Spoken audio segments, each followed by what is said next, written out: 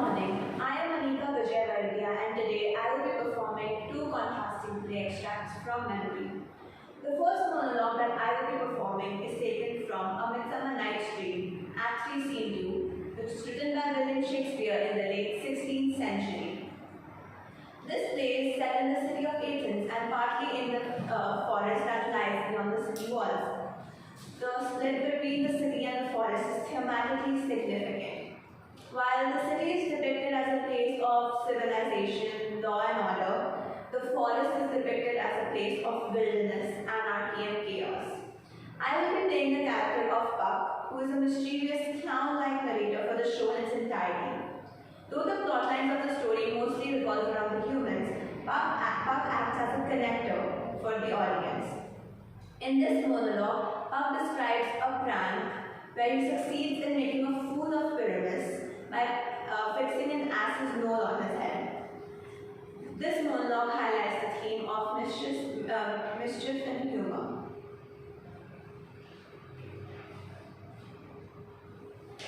My mistress with the monster is in love!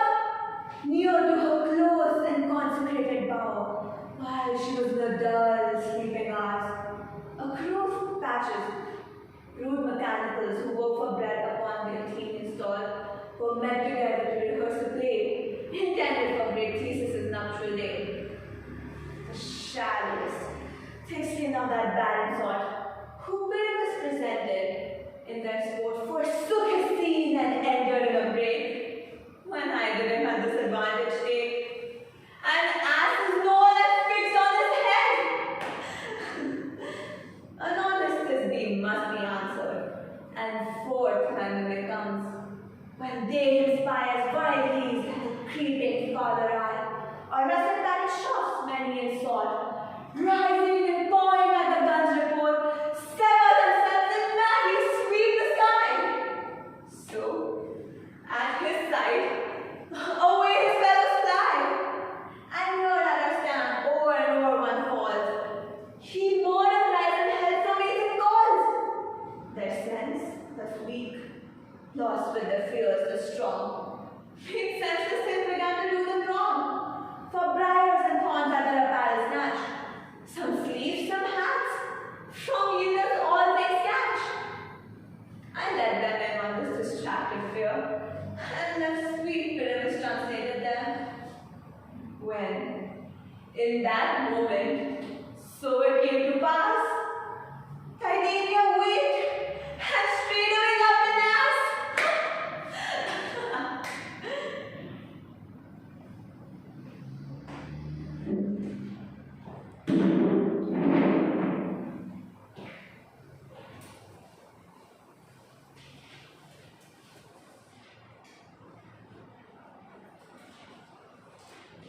The contrasting monologue that I will be performing is taken from Flowers in the Desert by D.M. Larson, which was written in the year 2013. It is about a group home for troubled girls isolated in the desert. It is run by Sarge, who is a Vietnam War veteran, and his wife, Aunt Betty.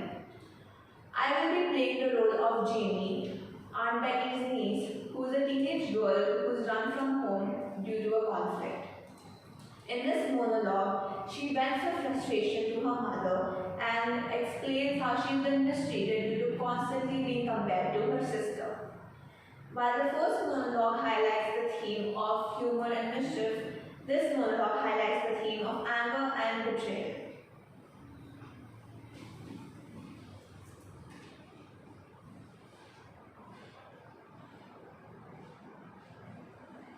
You hate me, don't you? I am never good enough for you. No matter what I do, it's not as good as my sister. I always have to hear about how she would have done it better, or how she already did it better. Why does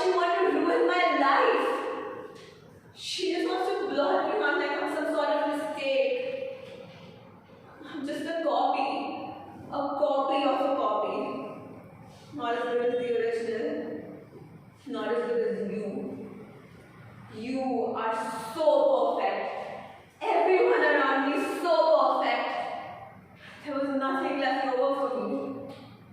I'm the leftover failure. I am the fatty waste you toss to the dogs. Everyone hates me. Why does everyone think I'm so horrible? Probably because I am a horrible creature doomed to walk this earth and suffer for you.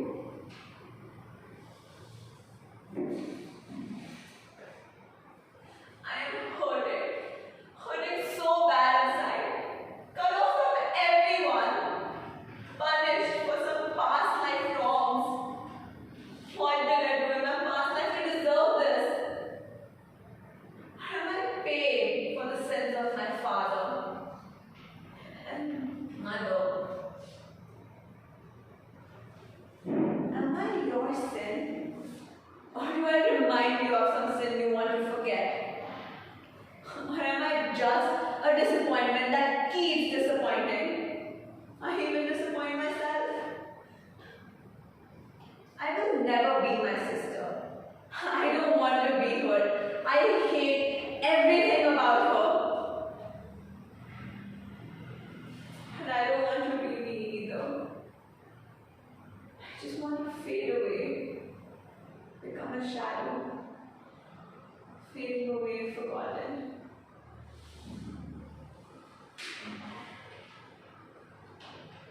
Maybe if you stop thinking about me, I won't make you so sad anymore.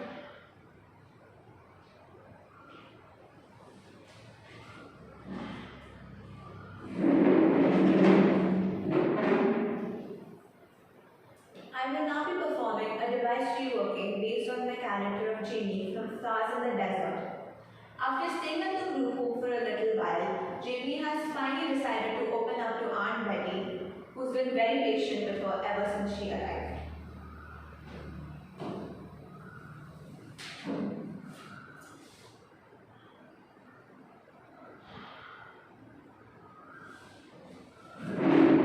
Thank you for the laundry, Aunt Betty. You really didn't have to. And thank you for letting me stay here and clear my mind.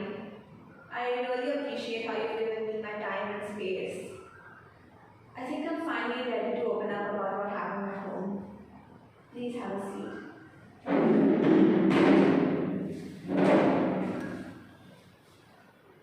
Ever since Dad's death, I feel like our whole lives have turned upside down. And I feel it's because no one has actually dealt with the trauma of Dad's death. Mom is just busy finding a replacement. She's just craving the security and affection Dad gave her. And I mean, I don't blame her. They loved each other very, very much. Now she's just trying to find someone who makes her feel the way Dad made her feel. Now she's distracting herself with men and work. Don't even get me started on my sister. She has taken full advantage of Mom's inability and taken over the house. This was the perfect chance for her to please people. She has erased all traces of Dad from the house. She didn't even spare the wedding photograph. And now, our house doesn't feel like a home anymore.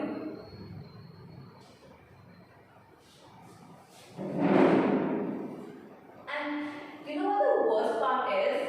She has turned my own mother against me with all her false promises.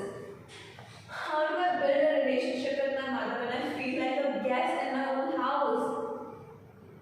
I thought I could talk to Mom about anything, but after Dad's death, it's like we don't even talk anymore. Why do you think I came here in the first place?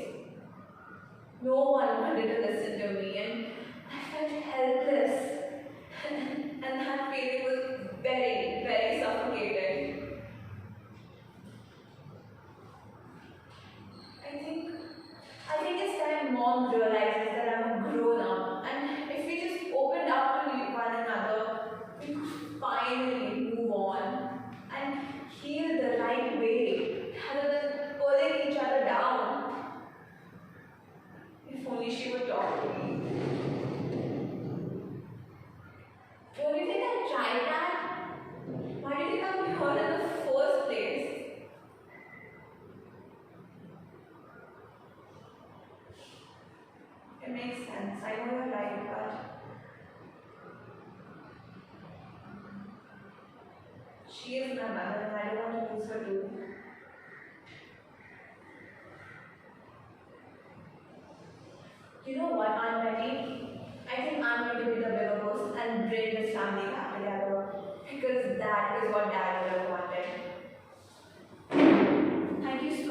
so much for this. I think I'm gonna go pack my bags now. My family needs me.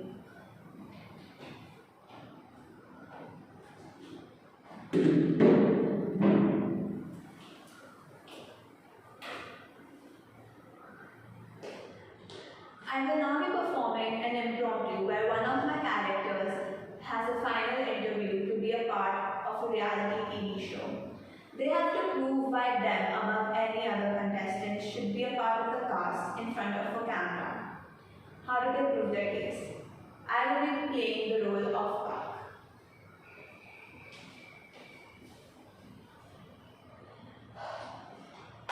I've been preparing for this my whole life. I can do this. I need to do this. Okay, I think I'm ready. Hello everyone, I am Park, and today I am going to tell you why I should be a part of this reality TV show more than anyone else in the waiting room.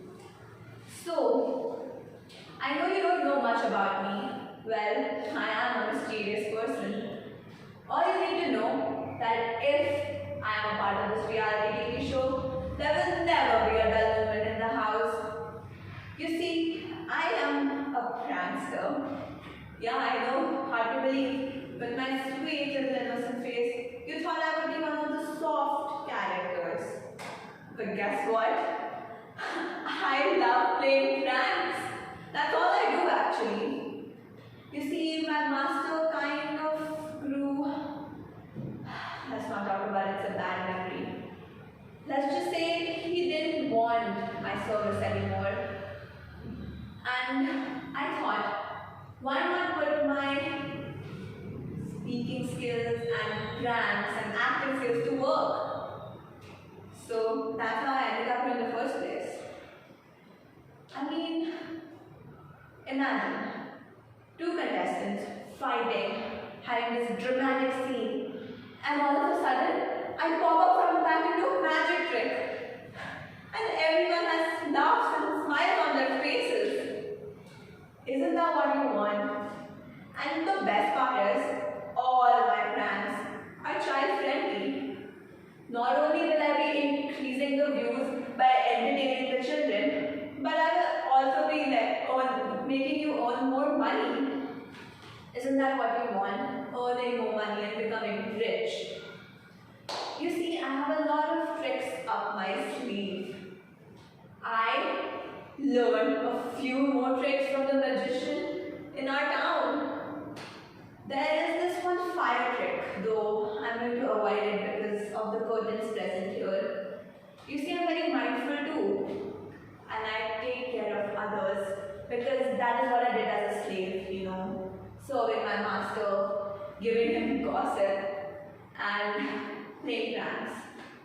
That's all I do, play pranks. If you haven't heard about my latest prank that I played on pyramids, maybe you should go to my YouTube channel.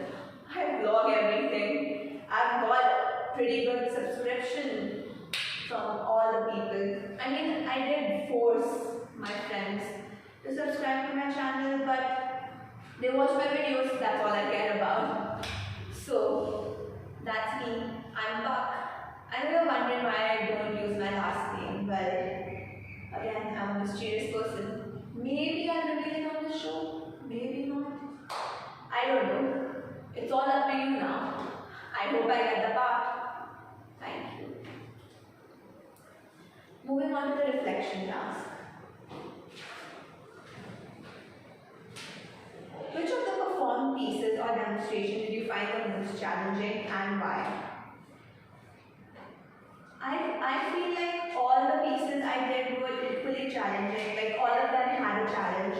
For example, the second monologue where I played the character of Jamie, I had to immediately snap out of character and snap into a different character, which I feel was the most difficult part. Then for the third monologue where I did the devised reworking, I had to put myself in Jamie's shoe and come up with dialogues and say it in the way that Jamie would say, being a girl who's going through a lot of emotions. The impromptu, which was the fourth performance piece, I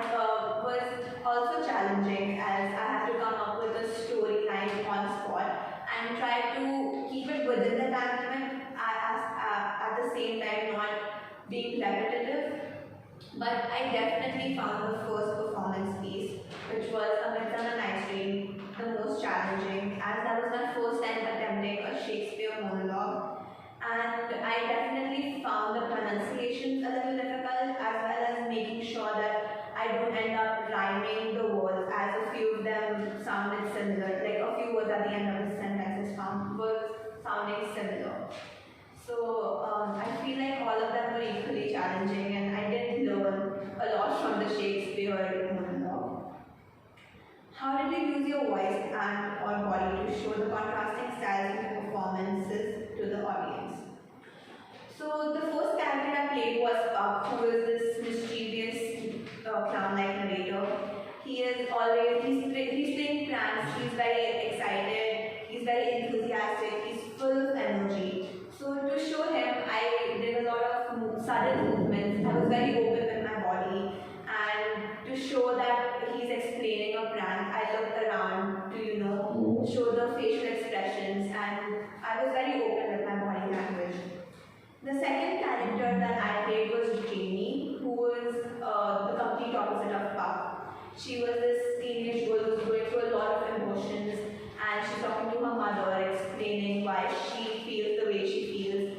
So throughout the monologue, you see she goes from being angry to angry and sad again. To show her angerness, I was standing up, I got up from the chair, I had bold movements, I was walking towards the mother and the sister, and I was open with, not open, but very bold with my movements. But whenever she was sad, to express her sadness, I would sit down and close myself off to show that, she's hurt and she's very emotional. So both of the characters were very contrasting, and I feel like I used my body language and my voice to portray them.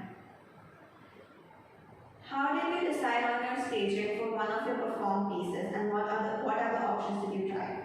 To answer this question, I would like to talk about the second monologue, which was Flowers in the Desert. Initially, we were keeping the chair on the side and keeping the mother and the sister on either side, but it turned out to be a problem as I had to turn my head a lot to address the mother and the sister. So we decided to keep the chair at the center, but we couldn't go through with that either, because it looked like I was talking right into the camera while addressing the mother, because the mother and the sister had to be on one of the sides.